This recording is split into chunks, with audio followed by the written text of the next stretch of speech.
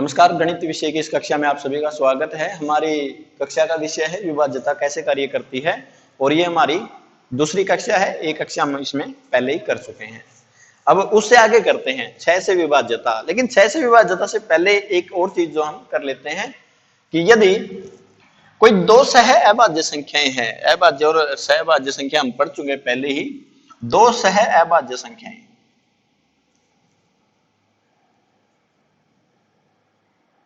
सहभाज्य संख्याएं क्या होती हैं? वे संख्याएं जिनमें एक के अलावा कोई दूसरा उभयनिष्ठ गुणनखंड न हो, उन्हें सहभाज्य संख्याएं बोलते हैं।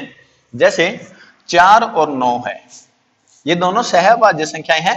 हालांकि जो 4 है वो एक भाज्य संख्या है और जो 9 है वो भी एक भाज्य संख्या है, लेकिन जोड़े के तौर पर, एक पेयर के तौर पर ये दोनों संख्याएं कैसी हैं? सहभाज्य संख्याएं हैं।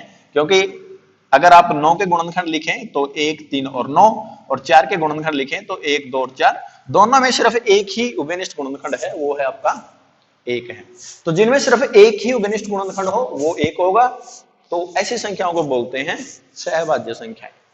अब आगे करते हैं। मान लीजिए आपके पास कोई संख्या a है, ठीक है, और जो a है वो 4 से भाग होती है, और जो a है वो 9 से भाग होती है। जो a है आपकी वो 4 से भाग होती है, और जो a है आपकी वो 9 से भी भाग होती है। क्योंकि 4 और 9 दोनों के दोनों सहभाज्य संख्याएं हैं, इसलिए जो 9a है आपकी वो 36 से भी भाग होगी।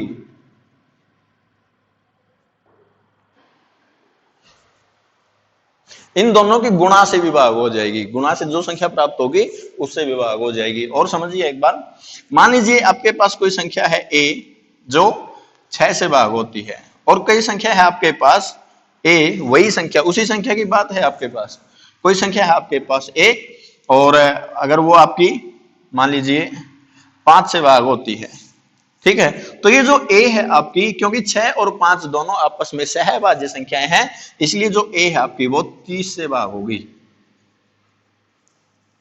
30 से जरूरी तौर पर भाग हो जाएगी वो आपकी। एक अन्य उदाहरण करिए। मान लीजिए आपके पास जो a है वो 12 से भाग होती है, और जो a है आपकी वो 18 से भी भाग होती है। तो क्या होगा आपके पास? जो a है आपकी वो इन दोनों के एलसीएम से भाग हो जाएगी। a जो है एलसीएम 12 और 18 से भाग हो जाएगी। नोट कर लेना आपने। अगर कोई भी संख्या है जो किसी a, b, c, d से भाग होती हो, मान लीजिए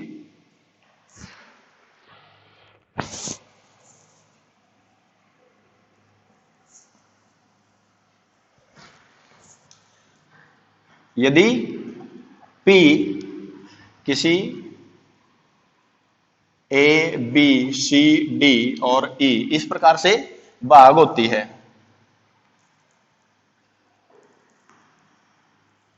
ठीक है, कुछ भी संख्याएं हो सकती हैं, यहां पर कुछ भी आप ले सकते हैं a, b, c, d का मान, ठीक है। यदि कोई p है आपके पास किन्हीं a, b, c, d से भाग होती है, तो क्या होगा? जो p है आपकी वो a, b, c, d, e और बाकी जो है कि एलसीएम से भी भाग होगी।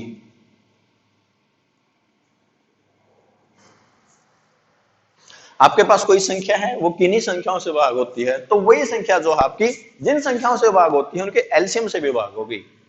तो इसलिए मैंने कहा, अगर आपके पास कोई a है जो 4 से भाग होती है, और कोई जो b है आपकी वो आपकी जो है मान लीजिए 5 से भाग होती है, तो 4 और 5 का जो एलसीएम होगा तो वो क्या होगा? आपके पास 20 होगा।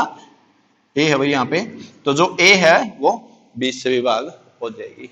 इसी नियम का हम प्रयोग करते हैं 6 की विभाज्यता में। 6 से विभाज्यता,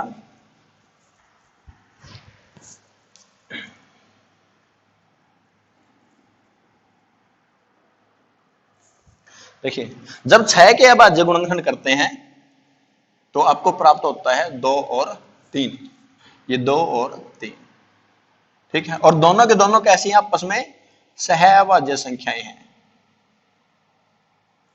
इसलिए हम कहते हैं यदि कोई संख्या है आपके पास a, यदि वो 2 से भाग होती है, और कोई a है, वही a जो 3 से भाग होती है, तब जो a है आपकी वो 6 से भी भाग हो जाएगी।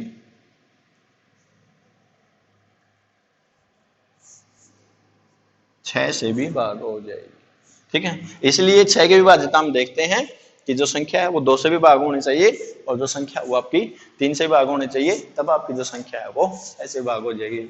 2 और 3 का जो एलसीएम है वो 6 होगा, ठीक है। आगे करते हैं 7 से विभाज्यता।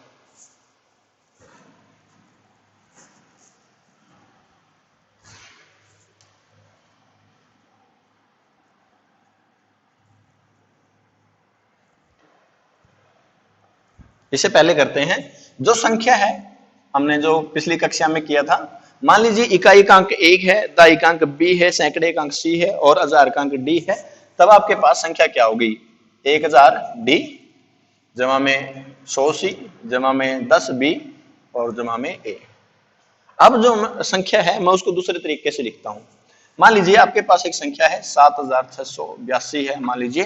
क्या इसको इस प्रकार से लिखा जा सकता है? 7680 जमा में 2, इसका मान और इसका मान दोनों एक ही मान है।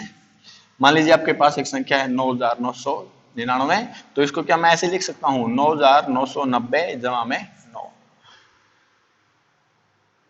जमा में 9। इसका प्रयोग करूंगा मैं यहां पर। इसका किस प्रकार से प्रयोग करूंगा? मैं किसी भी संख्या को लिखूंगा 10b जमा में a, इस प्रकार से 10b जमा में a। अब जो b है, इसमें स्थिति में जो b है आपका वो दहाई के अंक को प्रदर्शित नहीं करता। अब जो b है आपका वो शेष संख्या को प्रदर्शित करता है। जैसे ये है आपके पास, तो इसमें जो 768 है आपका, ये b को प्रदर्शित करता है और जो 2 है आपका वो a को प्रदर्शित करता है। तो b गुणा में 10 और जमा में a। और यहां पर क्या है? जो ये 999 है ये आपका b को प्रदर्शित करता है और जो a है आपका वो इकाई के अंक को प्रदर्शित करता है, इसलिए इसको मैं कह सकता हूं 10b जमा में a। संख्या को किस प्रकार से लिखेंगे आप? 10b जमा में a, जिसमें a है वो इकाई का अंक है और जो b है आपका वो शेष संख्या को, यानी इकाई के अंक से अलग जो संख्या रहती है उसको प्रदर्शित करता है। तो उस समय पर जो संख्या का मान होगा आपके पास वो कैसे होगा? 10b जमा में a के बराबर होगा। अब करते हैं 7 से विभाज्यता।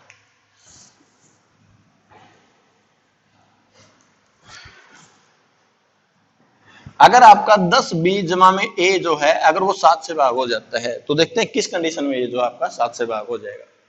अगर आपके पास ये संख्या है और ये 7 से भाग होने वाली है, तब क्या ऐसा भी होगा क्या कि जो इस संख्या का जो 2 गुना है वो भी आपका जो है 7 से भाग हो जाएगा। देखिए सोचिए दोबारा से, कोई संख्या है अगर वो 7 से भाग होती है, तब उस संख्या का जो 2 गुना है वो भी 7 से भाग हो जाएगा। आप अपने दिमाग में कोई भी ऐसी संख्या सोच सकते हैं, कोई भी, और विचार कर सकते हैं। यदि संख्या 7 से भाग होती है तब उसका 2 गुना भी 7 से भाग हो जाएगा, क्योंकि 7 जो है उसमें गुणनखंड के रूप में पहले से ही मौजूद है, इसलिए 2 गुना करेंगे तब भी जो 7 है वो उसमें गुणनखंड के रूप में रहेगा, इसीलिए जो संख्या है वो आपकी 7 से भाग हो जाएगी। हम ऐसा क्यों करते हैं? नियम के लिए, ठीक है। यानी अगर आपकी जो 10 दूनी 20, 20b जमा में 2a, अगर ये आपका 7 से भाग हो जाता है तो जो दी गई संख्या है आपकी वो 7 से भाग हो जाएगी। क्या जो 20b है इसको मैं इस प्रकार से लिख सकता हूं 21b माइनस b और जमा में 2a 7। अब जो 21b है ये तो आपका 7 से भाग हो जाएगा। शेष क्या रहता है आपके पास? शेष रहता है आपके पास, अगर यहाँ पे मैं माइनस का निशान ले लूं भाई, कॉमन निकाल लिया और ये आपके पास हो गया b माइनस 2a बटे 7। अगर ये वाला आपका 7 से भाग हो जाता है पूरा पूरा, तो जो आपकी दी गई संख्या है वो आपकी 7 से भाग हो जाएगी पूरी। अब ये क्या है देखते हैं। जो इसमें a है वो क्या था आपका? इकाई का अंक, और जो b है वो क्या है आपके पास? वो है शेष संख्या। और ये क्या, इसका मतलब क्या है? b माइनस 2a का मतलब क्या है? शेष संख्या माइनस 2 गुना किसका? इकाई का अंक। यानी इकाई के अंक का 2 गुना अगर आप शेष संख्या से घटाते हैं और अगर वो 7 से भाग हो जाता है तो आपकी दी गई संख्या जो आपकी वो 7 से भाग हो जाएगी। शायद आप समझ पा रहे हैं। इकाई के अंक का 2 गुना शेष संख्या से घटाने पर जो आपके पास शेष रहता है, अगर वो 7 से भाग हो जाता है तो दी गई संख्या भी आपकी 7 से भाग हो जाएगी। बाकी के जो इसमें नियम बताए थे और 2 नियम थे शायद 7 की विभाज्यता में, वो भी आपने देखना है कि वो किस प्रकार से कार्य करते हैं। आगे करते हैं 8 से विभाज्यता।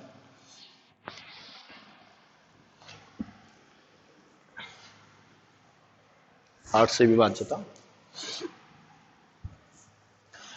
ये आपके पास संख्या है जिसमें प्रत्येक स्थान के लिए एक अंक मानना हमने, इकाई, दहाई, सैकड़ा, हजार, और इससे आगे भी ये कंटिन्यू रहेगा, चलता रहेगा। देखते हैं इसमें 1000 डी जमा में 100 सी जमा में 10 बी जमा में ए और बटे 8। अब जो 8 है वो इसके अंदर तो एक फैक्टर है, ना ही तो इसके अंदर एक फैक्टर है, ना ही इसके अंदर है, और ना ही इसके अंदर एक फैक्टर है। ये जो 1000 डी है वो तो आपका 8 से भाग हो जाएगा, लेकिन शेष क्या रहता है आपके पास 100 सी जमा में 10 बी जमा में ए, और ये रहेगा आपके पास 8। अगर ये वाला भाग जो है आपका, अगर ये 8 से भाग हो जाता है तो आपकी जो दी गई संख्या है वो 8 से भाग हो जाएगी। अब देखते हैं ये क्या है। ए इकाई का अंक, बी दहाई का अंक लेकिन वो स्थानीय मान के साथ में है, सी सैकड़े का अंक लेकिन वो जो है आपका 100 के साथ गुणा होके आया है, इसलिए वो भी स्थानीय मान के साथ में है। यानी इन तीनों का जो जोड़ होगा वो क्या होगा, एक तो आपके पास अंक, उनके स्थानीय मान और उनका योग। स्थानीय मानों का जो योग है वो हमेशा संख्या को प्रदर्शित करता है, और ये क्या हो गया आपके पास, इकाई, दहाई, सैकड़े से जो आपके पास संख्या प्राप्त होती है वो, यानी अंतिम 3 अंकों से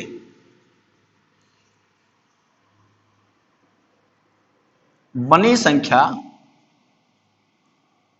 यदि 8 से भाग हो तो आपकी जो दी गई संख्या है वो भी आपकी 8 से भाग हो जाएगी। ये हमारा है 8 से विभाज्यता। इसके बाद करते हैं 9 से विभाज्यता।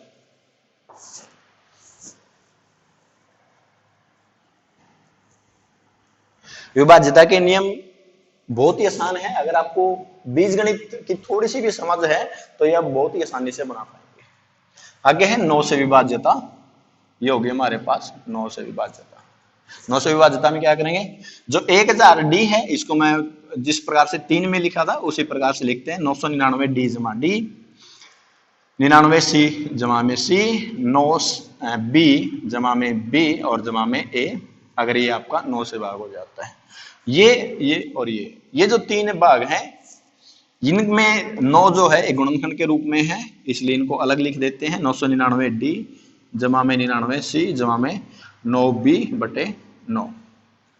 तो ये तो जो है 3 से 9 से भाग हो ही जाएगा। उसके बाद आपके पास डी जमा में सी जमा में बी जमा में ए, अगर ये आपका 9 से भाग हो जाता है तो आपकी जो संख्या है वो भी 9 से भाग हो जाएगी। अब ये क्या है आपके पास, इकाई, दहाई, सैकड़ा और हजार, ये अंक है और आगे भी चलता रहेगा इसी प्रकार से। यानी अगर अंकों का योग 9 से भाग हो जाए तो आपके पास जो दी गई संख्या है वो आपकी 9 से भाग हो जाएगी। उसके बाद करते हैं 10 से विभाज्यता।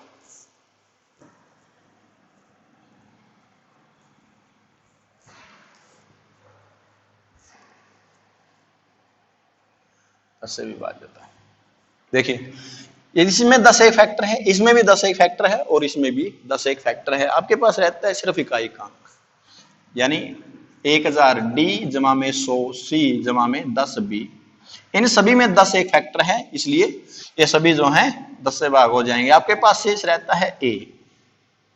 अगर आपका ए 10 से भाग हो जाता है, यानी अगर आपका इकाई का अंक 10 से भाग हो जाए तब आपके पास जो संख्या है वो 10 से भाग हो जाएगी। अब इकाई में तो सिर्फ एक ही अंक आएगा आपके पास, 0 से लेकर 9 तक का कोई भी अंक हो सकता है। अब ऐसा कौन सा अंक है जो 10 से भाग हो जाएगा, इनमें सिर्फ एक ही अंक है जो 10 से भाग हो जाएगा, वो क्या है आपके पास, 0। यानी अगर आपका ए का मान अगर 0 है तो जो दी गई संख्या है वो आपकी 10 से भाग हो जाएगी। ए क्या है, इकाई का अंक, तो आप कहते हैं यदि इकाई का अंक 0 हो तो जो आपकी दी गई संख्या है वो 10 से भाग हो जाएगी। इस कक्षा में हमने किया 6 से लेकर 10 तक की विभाज्यता, और इससे जो अगली कक्षा है उसमें हम आगे के जो विभाज्यता के नियम है उनको समझने का प्रयास करेंगे। धन्यवाद।